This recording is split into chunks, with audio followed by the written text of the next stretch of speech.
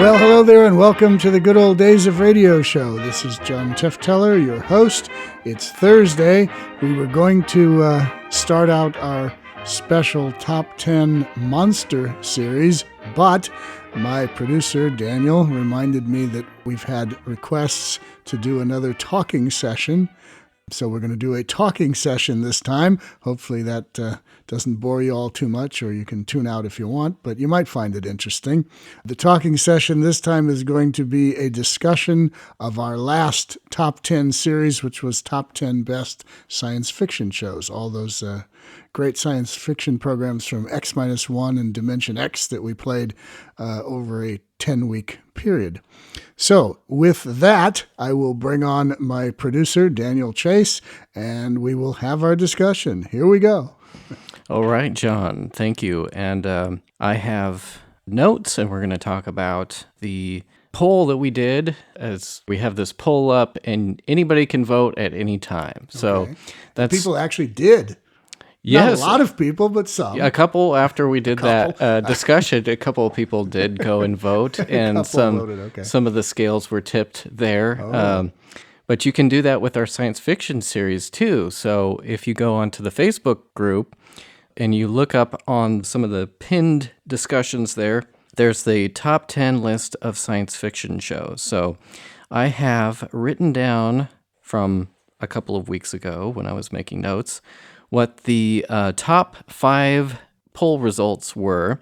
But before we get into that... Yeah, because I don't remember, or I don't know, but we'll see, because you'll tell me. We have a really interesting discussion today about science fiction on radio. Okay. And I think it's interesting We'll because try to make it interesting. There wasn't that much science fiction, and some of it was quite interesting. Science fiction on radio began as early back in the 1930s with mostly comic strip adaptations of things like Flash Gordon and Buck Rogers. And then that progressed into the 1940s with a bunch of kids' serial type things. Superman was one of them, and there was another series called Tom Corbett, Space Cadet. Yes, I'm damn familiar with that one. But this was kind of a fringe genre back then, and it was mostly known for kids' shows. It wasn't until the early 1950s when a series came on called Dimension X that really started to adapt the pulp publications of the 1930s and 40s.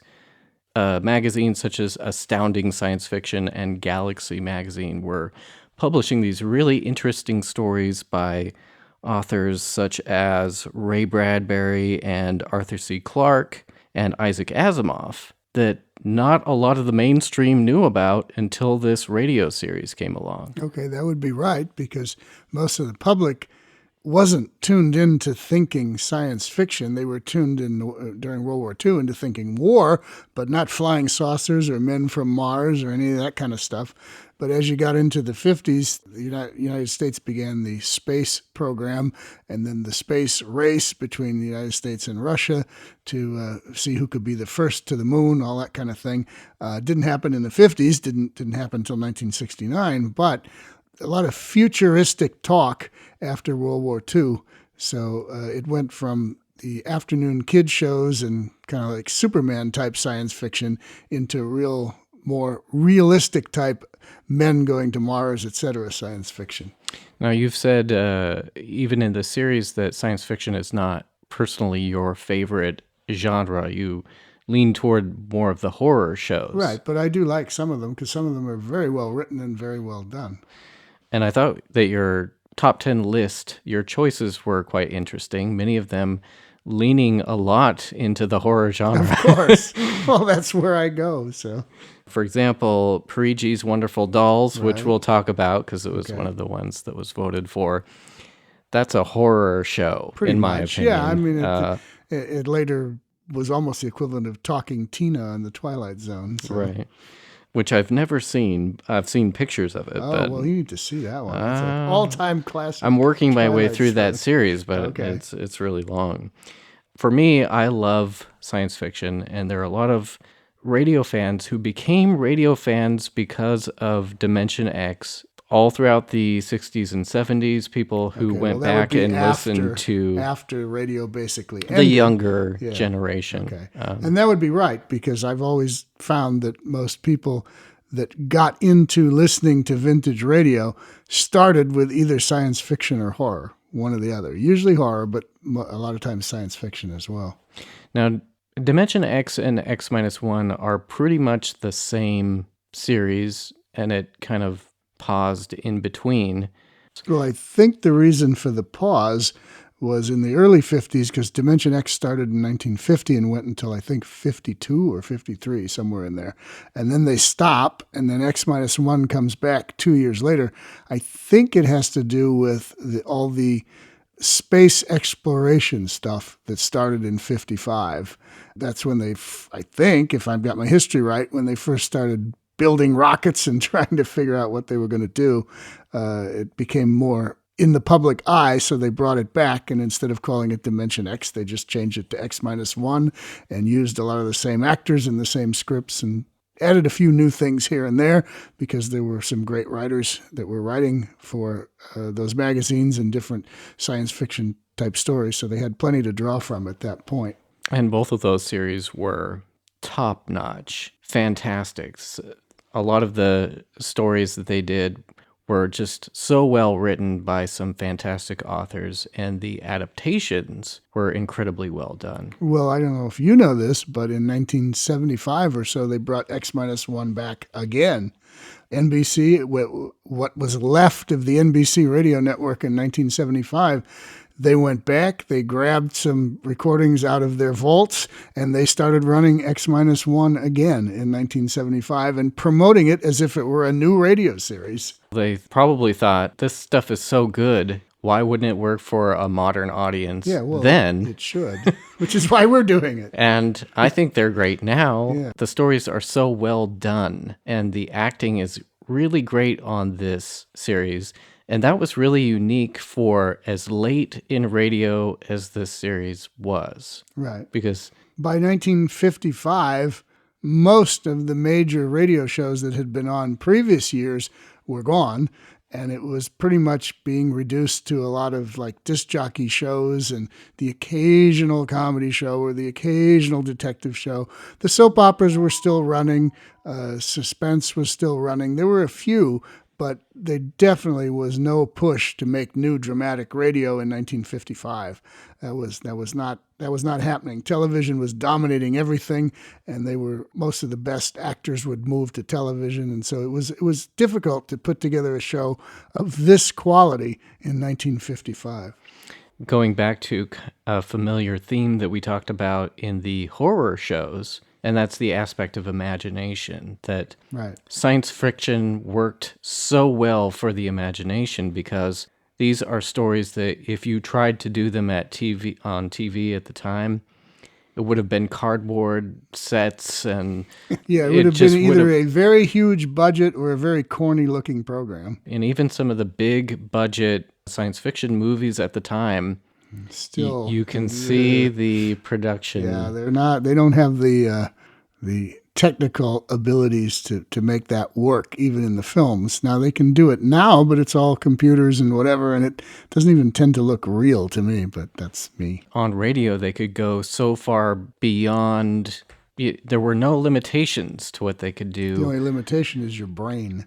My favorite science fiction shows are those shows that take you to a weird kind of place, like a crew is visiting a strange planet and you don't know what they're going to find, and the sense of wonder in the science fiction genre is Well, I'm sure it inspired really a intriguing. lot of young people who were listening to that program and started dreaming about the future. And maybe I can go so far as to say it might have even inspired the invention of the computer, the invention of the internet, the invention of things, because if you grew up in that period and you were listening to those programs, your imagination was running wild all over the place, and you could then figure out in your own mind, well, gee, what could I create, or what could be created, and things that people imagined to be created all of a sudden, some years later, were actually created.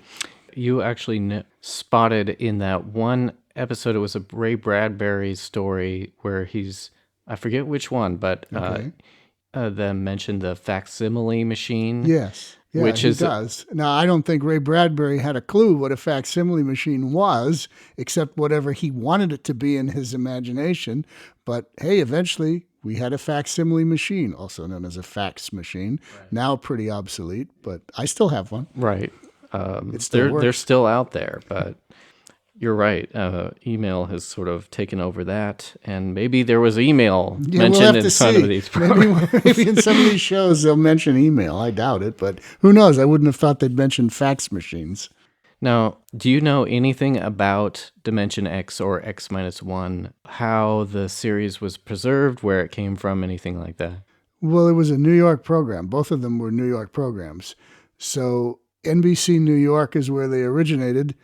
The recordings that exist, and I think almost all of them do. There might be a few missing ones. I'm not that well into the series to know that, but I think most of the series exists, and they would have been saved by NBC as part of the NBC Radio Archives, which is now housed at the Library of Congress. I don't ever recall in all my years of collecting transcriptions on the West Coast ever seeing a Dimension X transcription or an X-1 transcription or a master tape or anything like that. I never found any. All the ones that I know about all originated with NBC in New York. So I think without further ado, we will start going through the list here of the top 5, and some of the other ones did get voted for. And if you haven't had a chance, you should definitely go check out this series. You can still go to our website, Good Old Days. They're all there. goodoldaysofradio.com, and the whole thing is there.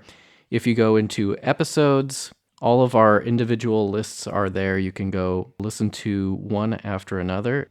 Then after you do that, listen to this discussion, and then you can go vote. Go vote and skew it all again. What you think is the best science fiction. We want to hear from our listeners. That gets us really excited. So let's start with number 5 here. This is Dr. Grimshaw's Sanitarium. Okay, I remember that one. This is a mashup of several different genres.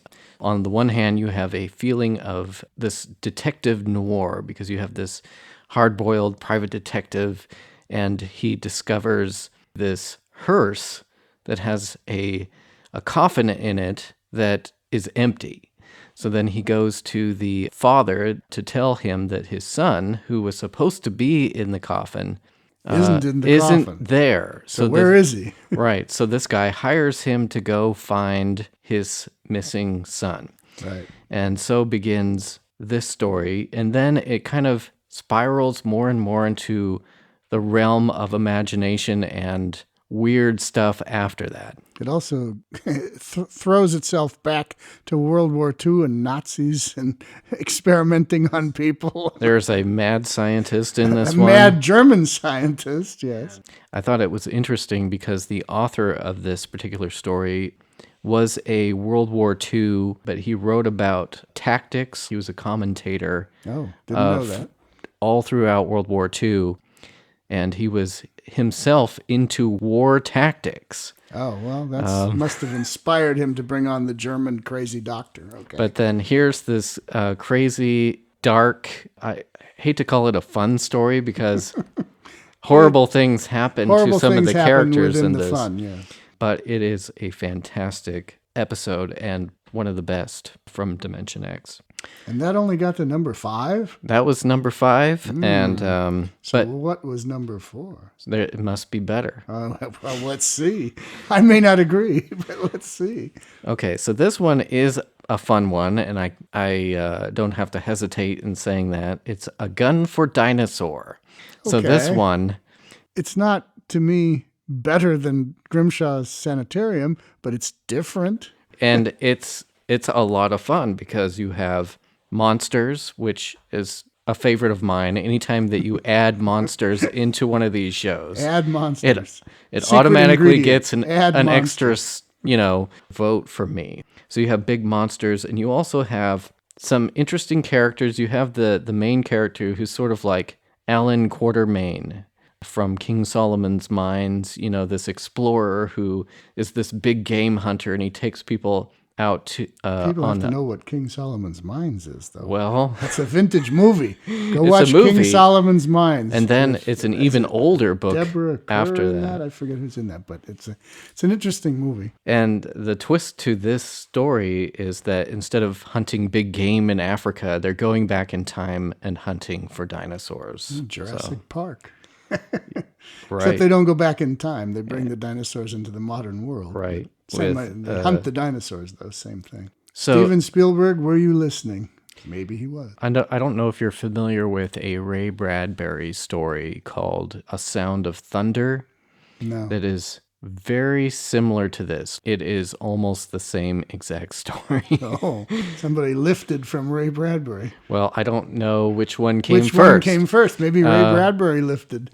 Ray Bradbury, I know, lifted some ideas from vintage radio because he grew up listening to vintage radio in the 30s and was inspired by all of that, and then became a writer himself in the late 40s. Well, I really admire both of these writers, so I'm not going to say one lifted from another. Okay. It was probably just a tribute. A spark of imagination from both of them. Right. It was a, what do they say, sincerest form of flattery. Imitation is the sincerest form of Right. flattery, yes. All right, so now we come to one of the big ones, and that is number 3 on our list, Brave New World. Oh, okay. Well, that's one of my all-time favorite programs for a whole lot of reasons.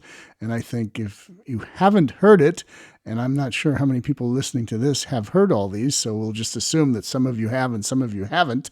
If you haven't heard it, please take an hour or so out of your day and go listen to it, because it is just astounding. And a lot of the things that are predicted within that program are actually happening now in today's world. Mm-hmm. This is more of a social commentary than a science fiction story, although it is a prediction of the future, and some of the stuff is somewhat outlandish. Well, it was written in the 30s, too, and not Right. presented on radio till 1956. At the time, even in the 1950s, it must have been more clearly science fiction than it is today. We might listen to it today and not be as astounded as a listener of the contemporary time would have thought. Times are very different now than they were back in the 1950s. Oh, yeah, definitely. But see, that show actually should have been number 1, but too many people will be slightly uncomfortable with all the things that are happening today that are referenced in that program, and they may not want to go there. But And I'm not sure that a modern audience would consider this program entertaining. It is very interesting, but it's not like popcorn entertainment like most of this stuff is. It's not like dinosaurs and Martians and whatever. It's what happens when the world really goes awry. If you don't want to be spoiled on anything, then you should turn this off now and go listen to that one. But test tube babies, Right. the feelies, instead of just going and watching a movie, now you're like plugged in so that you Yeah, what do they feel call the that now? sense- They're actually doing that. You put on the little headset. And Well, that's I forget what it's virtual called. reality, Virtual so- reality. There you go. This one, apparently, you could feel everything going on in the movie. Well, they'll get there. They're not too far away from that now. At one point, they were developing I think it was called Smell-O-Vision in the 1960s. And that didn't go very far. Smell what's on the screen. Yeah, okay.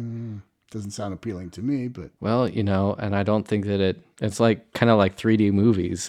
It didn't quite work out as it sounds like a great idea, but there are things which at the time were more fringe concepts, like free love, for example. yeah, that's definitely in there. Marriage is considered an abomination. You want to just go out and be with whoever you want to be with, and don't worry about marriage. That's a bad thing. More than anything else, that stands out as being one of the things that has happened and Correct. has become part of society today. Well, the big one for me from that is that and the use of soma tablets or drugs, because everybody takes their soma just like a whole lot of people take their marijuana these days. It wasn't that far from 1956 that this Yeah. was from? Yeah.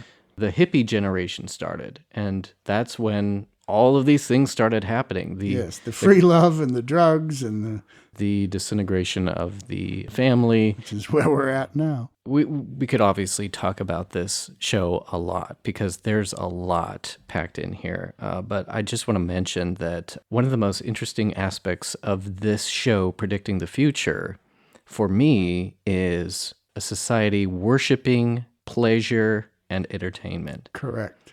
The concept of unplugging from that being the most horrifying thing that could happen to someone. Hey, doesn't that sound familiar? All these people out there they're plugged into their phones and their whatever, all this stuff. It's like, whoa, unplug, please. Right. Sometimes, so anyway. Here we are in 2022 where people are trying to escape reality. And we're helping them with this show. Well, no, we're actually taking them back to a time when America was a very different place. Yeah. We're helping them go backwards in time. It can be very Time entertaining, travel. but We're entertaining you at the same time. we're educating you and entertaining you. That's the idea. Making you think about what's going on today versus what happened years ago and how it all kind of works together for not so good sometimes. Are you at all familiar with the new metaverse that is being developed by Mark Zuckerberg? I'm not really familiar with it. I went to a conference in Portland, Oregon a few years ago for a group. It's called ARSC, Association of Recorded Sound Collectors or something like that. Anyway, and they have record collectors within this group, but the majority of the group are people who work in archives and government institutions and places like that where all this stuff is allegedly being preserved and documented. I say allegedly because, sorry, most of them don't do a very good job at it. But the reoccurring word and theme at this conference, which drove me up the wall, was the word meta. And they spent lots of time talking about metadata, whatever in the world that is, and I still don't know, even though several people have explained it to me. It all sounds like nonsense. But the government types and the institutional higher education types, they've come up with this word meta, and I guess Zuckerberg is changing Facebook into the metaverse, and that's going to drive me even crazier because I don't mind the name Facebook, but if I have to look at something that says meta every day, I'm probably going to tune out. You don't see yourself going and putting on the virtual glasses and floating through this fantasy world of your own creation? No, if that's what he's saying, no. That's but the metaverse. That'll be good to even dumb down the public even more than they are now. Okay. All right. Sorry, I won't get too political here, but all right. I think all that stuff is just a bunch of nonsense, and people need to wake up and get their act together and become real men and women again. All right. Well, I'll leave it at Yeah, that. you can shut me off there. Okay, we'll move on to number 2 here, and that is Parigi's Wonderful Dolls. Okay, and well, that's good. I like Brave New World better, but it's a different thing. So again, I see how this is going. The public is picking different things that are sort of like the best in each of those subgenres of science fiction. So I'll go with it. So this was written by a man named George Lefferts. I don't know if you know anything about him. He wrote a lot of X-1 programs, but no, I don't know anything about him. Yeah. And he did a great job at adapting stories that were in these magazines, Astounding Science Fiction, Do those Galaxy magazines still magazines. exist? When did they stop publishing new stories like that? Because I remember them being on the newsstand in the 70s, but I don't know what. I'm dating myself as usual. But yes. Yeah, I don't believe they exist anymore, but I'm not an expert on the subject. Okay, neither am I, but it'd be interesting if they were Somebody's still going to jump on our case about this. Yeah, and say, hey, wait, you can still buy Astounding Science Fiction What do you guys? at You B. should Dalton's even be bookstore. Shut off the microphones. These guys don't know what they're talking about. Well, we know some things anyway. We know the old stuff. We don't know too much of what goes on in the modern world, and we especially don't want to be in the metaverse or whatever it's called. As one of our listeners pointed out, this is very close to a Twilight Zone episode, which you had mentioned previously. And when I went and did some research on this, apparently there were many callbacks to this radio show by Rod Serling or whoever wrote the episode. Okay. Well, that makes sense. To tribute this story by George Lefferts, which I thought was kind of a neat thing. Yeah, well, I'm sure Rod Serling, is it pronounced Serling or Sterling? Serling, yeah. No T in there. Yeah, that's right, no T. Rod Serling, I am sure, and somebody who's an expert on him can correct me if I'm wrong, but I'm pretty sure he spent a lot of time in his younger days listening to a lot of vintage radio. Twilight Zone started in the early 60s, I believe, or possibly the late 50s, but it's somewhere in there, and it's right on the cusp of all this what we're talking about. So I'm sure that they paid tribute and homage to the things that they liked when they were listening to that. It's a scary show. You should go listen to it if you like kind of creepy. Go listen to that and then go watch Talking Tina on Twilight Zone and see the similarities. All right, we'll move on to number one here. Number one. Okay, what is number one? What would be your guess? What do you think is number one? Mars is Heaven. Got it. Okay. Mars is Heaven. It made it. When I was growing up and listening to all this stuff decades ago and collecting it, well, that was one of the first episodes of that type that I heard. And I thought, boy, if they're all like this, I'm going to want every one of these. And they weren't, but that was always, I always come back to that one as like, oh, that's extraordinarily well written. And Mr. Bradbury hit a home run there.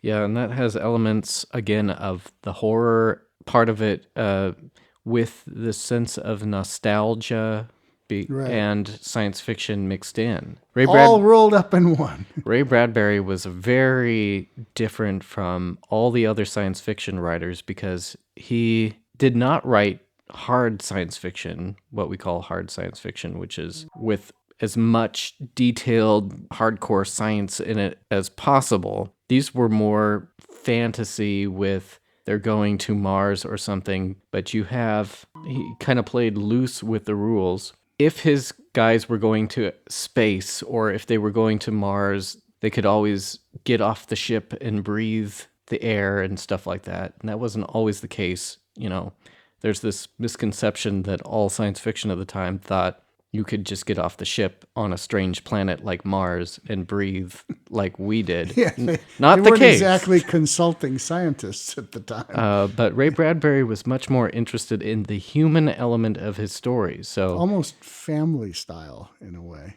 I would call that nostalgia because when he gets into that mode of suddenly they're like in the Midwest, you know, right, the iron deer is on the lawn. It's all things from their memory. Right. In so many of his other stories, he gets into the human mind and memories and things in a very visceral way that you remember as a child. Well, Ray Bradbury himself, because I did meet him and have a few conversations with him, was very much nostalgia oriented. He grew up in the 1930s. He watched the Universal horror films on the big screens of the 30s. He listened to Buck Rogers and Flash Gordon. He watched those serials in the movies.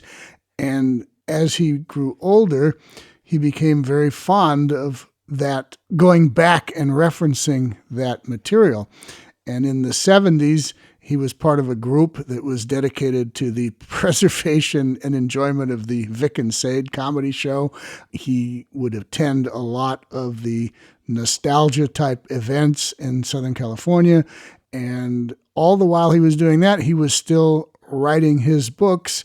Something Wicked This Way Come was written during that time period, and still selling lots of books and still spending a great deal of his life reflecting on his previous decades and the things that were important to him back then. And I think out of this list, Ray Bradbury, what was I going to say? Well, his out of the top 10, he, I think, is the author of 4 or 5 of them. Yeah, that's it. He was perhaps the most adapted of all of the different science fiction. There were many popular science fiction writers of the time, but his stuff worked particularly well for radio for some reason. Okay, well, that does it. We got to the top 5, and I guess I can, in a way, agree that would be the top 5. We might want to, for those who didn't go look at the list. What are the other 5 from the top 6, 7, 8, 9, and 10? See if I think somebody made a mistake and they should move one up a little bit here. The one that comes to mind that you mentioned that you would be voting for, but I don't think you ended up doing, was Time and Time Again. Oh, yeah. How did that not make it in there? Well, I'm surprised that didn't make it either. I thought that would be up there. And to me, that's superior. And maybe even I forgot to vote. Uh-oh. I rarely do that, but okay. I think you did. I think it was Mars is Heaven or Brave New World or one of those. Oh, I probably picked Brave New World. Yeah. Okay. But Well, Time and Time Again is an essential program. All right. Okay. So that'll do it for me. We have covered the top 10, all of it actually now, and given our little commentaries. So hopefully you found this entertaining. And we will start a new series of top 10s. And it's going to be similar to what we did with top 10 horror shows. This one will be top 10 monsters. So there were some monsters in the horror shows, but these are going to be outright monsters. So we have Daniel's favorite thing, add a monster. So that's Yeah. Add a monster and everything gets better. We sort of collaborated on this list a little bit. Yes. Monsters are one of my favorite things. Okay, so monsters next Thursday. Stay tuned, or no, stay tuned. And Tune in again. I have to just one extra thing because I know I'm not going to be able to say anything for another 10 weeks or so. Well, you could, but okay. Yeah, no, I don't want to. Okay. Radio had some of the most interesting and imaginative and fantastic monsters ever conceived. Okay. That far exceed anything done in the movies and on television. So I would agree with that. Now, getting people who are young, who like to go watch slasher films and things like that, getting them to sit down and pay attention to a 30-minute radio program is not always the easiest task, but when you bring in the monsters, that's your best shot. So when you're telling your friends about this program and talking to people about it, and they have a kind of a mediocre, if not weak reaction to it, start talking about monsters. Start talking about weird monsters that appear in these shows, and their interest level will perk up, and you might get them to tune in. Except my wife. Oh, you will drive your wife away. Yeah. Some wives or some women will not want to tune in because they're a little bit too weird and crazy. But if you like the weird and the crazy and the monsters, then this show is for you. 10 weeks of it starting next week. And until then, this is John Tefteller saying goodbye.